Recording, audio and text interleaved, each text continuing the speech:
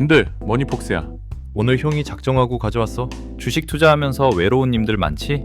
혼자 차트 보고 있으면 이게 맞나 싶고 불안할 거야. 그럴 때마다 우리가 떠올리는 두 사람. 워런 버핏과 찰리 먼거. 단순히 돈 많은 할아버지들 이야기가 아니야. 이건 1959년부터 무려 64년 동안 이어진 전설적인 브로맨스이자 한편의 대서사시야. 오늘 7분 동안 님들의 심장을 뜨겁게 달굴 이들의 비공개 사건 사고와 눈물 나는 뒷이야기 지금 바로 털어줄게. 집중해. 1마 운명적인 스파크가 통한 저녁 식사. 모든 전설의 시작은 1959년 네브래스카주 오마하의 한 식당이었어. 당시 29살의 워런 버핏은 이미 고향에서 투자 신동으로 이름을 날리며 자산을 불리고 있었지. 그리고 35살의 찰리 먼거는 LA에서 잘 나가는 변호사였어. 둘은 공통점이 많았어. 둘 다 오마하 출신에 심지어 어릴 때 똑같은 식료품점에서 알바를 했었지. 하지만 한 번도 마주친 적은 없었어. 그러다 지인의 소개로 저녁 자리에 앉게 된 거야. 여기서 소름 돋는 포인트. 둘은 통성명을 하자마자 주변 사람들을 병풍으로 만들어 버렸어. 주식, 철학, 인생 주제를 가리지 않고 미친 듯이 떠들었지. 얼마나 몰입했는지 식당 문을 닫을 때까지 대화가 안 끝났대. 나중에 버핏은 그날 밤 나랑 똑같이 생각하면서 나보다 더 똑똑한 사람을 만났다는 걸 깨달았다고 회고했어. 그날의 스파크가 64년 제국의 시작이었던 거야. 이마 워런, 그건 쓰레기야. 지독한 철학 전쟁. 둘이 손을 잡긴 했지만 처음부터 쿵짝이 잘 맞았을까? 절대 아니야. 사실 이 둘은 투자 역사상 가장 치열하게 싸운 파트너야. 버핏은 스승 벤저민 그레이엄에게 배운 담배꽁초 투자의 신봉자였어. 망해가는 회사라도 장부 가치보다 싸면 무조건 사는 구두쇠였지. 반면에 먼거는 변호사 생활을 하며 진짜 강한 비즈니스의 위력을 알고 있었어. 먼거는 버핏이 쓰레기 같은 종목을 가져올 때마다 독서를 퍼부었어. 워런, 님은 지금 1달러짜리를 50센트에 사서 기뻐하는데 그 회사는 10년 뒤에도 여전히 쓰레기일 거야. 진짜 위대한 회사를 제값 주고 사서 그냥 잊어버리는 게 훨씬 나아 라고 말이야. 님들, 이 둘 사이엔 아니오 괴물이라는 별명이 있었어. 먼거가 버핏의 아이디어를 90% 이상 까버렸거든. 하지만 버핏은 화를 내는 대신 먼거의 논리를 경청했어. 먼거가 버핏의 지능을 업그레이드해주는 유일한 사람이었으니까. 산막시즈 캔디, 제국을 구한 단 한 번의 항복. 둘의 철학이 정면청돌한 사건이 바로 1972년 시즈 캔디 인수야. 이 사건은 버크셔 해서웨이의 운명을 바꾼 드라마야. 시즈 캔디는 당시 2,500만 달러의 매물로 나왔는데 버핏 기준으로는 너무 비쌌어. 버핏은 100달러라도 깎으려고 안달이 났지. 이때 먼거가 최후 통첩을 해. 워런, 넌 지금 인생 최고의 기회를 겨우 몇 푼 아끼려다 놓치고 있어. 이 회사가 가진 브랜드 파워를 봐. 이건 해자가 있는 위대한 기업이야. 결국 버핏은 먼거에게 항복하고 계약서에 서명해. 결과는 어땠을까? 시즈 캔디는 이후 50년 동안 버크셔에 수조 원의 현금을 안겨줬고 그 돈으로 버핏은 코카콜라와 애플을 살 수 있었어. 먼거의 독설이 아니었다면 버핏은 평생 담배꽁초나 줍는 투자자로 남았을지도 몰라. 3화 2인자의 전설. 왜 먼거는 독립하지 않았나? 여기서 많은 사람이 궁금해. 먼거도 천재인데 왜 평생 버핏 밑에서 2인자로 살았을까? 질투 안 났을까?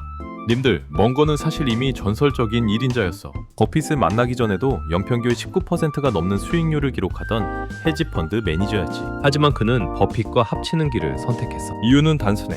지적 유희와 자유 때문이야. 먼거는 경영의 자잘한 문제보다 생각하는 것을 사랑했어. 버핏이 전면에서 회사를 운영하고 유명세를 타는 동안 먼거는 뒤에서 책을 읽고 철학을 설계하며 자유를 누렸지. 먼거에게 버핏은 오너가 아니라 자신의 생각을 현실로 만들어주는 가장 완벽한 파트너였던 거야. 먼거는 버핏을 주인공으로 만들어주고 자신은 실리를 챙기는 자발적 2인자의 비약을 보여줬어. 오마, 솔로몬 브라더스 스캔들, 위기 속의 빛난 우정. 둘의 우정이 주식판을 넘어 인간적인 감동을 준 사건이 있어. 바로 1991년 솔로몬 브라더스 사태야. 버크셔가 투자한 대형 투자은행이 국채 입찰 부정 사건에 휘말리며 파산 위기에 몰렸지. 당시 버핏은 회장으로 긴급 투입되어 청문회장에 섰어. 돈은 잃어도 되지만 평판을 잃는 건 용납 못한다는 전설적인 연설을 하던 때지. 이때 먼거는 어땠을까? 그는 LA에서 오마하까지 한달음에 달려와 버핏 옆을 지켰어. 모든 언론과 정치권이 버핏을 공격할 때 먼거는 버핏의 멘탈을 잡아주는 정신적 지주 역할을 했어. 둘은 매일 밤 전화를 하며 전략을 짰고 결국 솔로몬 브라더스를 살려내며 평판까지 지켜냈지. 님들, 진짜 친구는 내가 잘 나갈 때가 아니라 세상이 내 등에 칼을 꽂을 때 옆에 있어주는 사람이잖아. 먼거와 버핏이 딱 그랬어. 6막 2008년 금융위기, 세상을 향한 반격. 또 한 번의 결정적 순간은 2008년 글로벌 금융위기였어. 전 세계가 공포에 질려 주식을 던질 때 두 거인은 서로의 눈을 보며 웃었어. 버핏은 남들이 두려워할 때 탐욕을 부려야 한다는 자신의 철학을 증명하기로 했지. 버핏과 멍거는 골드만삭스와 GE 같은 위대한 기업들이 쓰레기 가격에 거래되는 걸 보고 공격적으로 자금을 투입했어. 님들, 이때 버핏이 뉴욕타임즈에 쓴 칼럼 제목 기억나? 미국 주식을 사라. 내가 사고 있다. 였어. 멍거의 지지 없이는 불가능했을 과감한 결단이었지. 이 투자는 나중에 수조 원의 이익으로 돌아오며 두 사람의 브로맨스가 단순한 친분을 넘어 최고의 비즈니스 파트너십임을 전 세계에 증명했어. 7마. 우리는 단 한 번도 싸우지 않았다는 진실. 버핏은 멍거가 세상을 떠나기 전까지 공식 석상에서 우리는 60년 동안 한 번도 다툰 적이 없다고 했어. 이게 가능할까?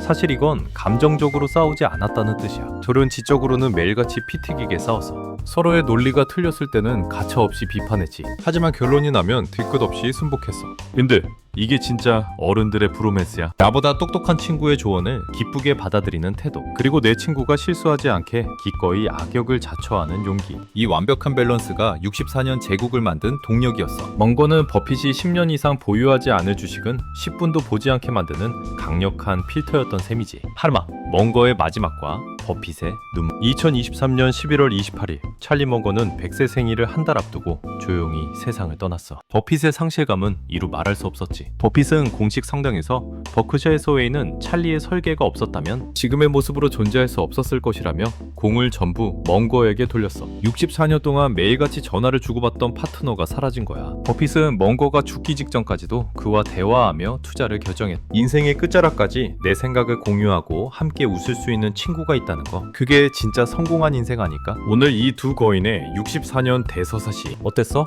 15분 동안 털어본 이들의 이야기는 단순한 주식 성공기가 아니야. 나의 단점을 보완해줄 파트너를 찾고 지적인 정직함을 유지하며 돈보다 귀한 평생의 신뢰를 쌓는 과정이지. 주식판에서 혼자 외롭게 싸우지 마. 버핏에게 멍거가 있었던 것처럼 님들에게도 님들의 철학을 단단하게 만들어줄 귀인들이 분명 나타날 거야. 그때까지 멍거처럼 날카로운 통찰력을 기르고 버핏처럼 유연하게 받아들이는 마음을 가져보자고. 오늘 이 두 남자의 뜨거운 브로맨스 드라마가 님들의 투자 인생에 큰 울림이 됐길 바래. 내용 도움됐다면 구독과 좋아요 잊지 마. 님들의 투자가 위대한 우정처럼 우상향할 때까지 이 머니폭스 형이 든든한 파트너가 되어줄게. 성투해. 안녕.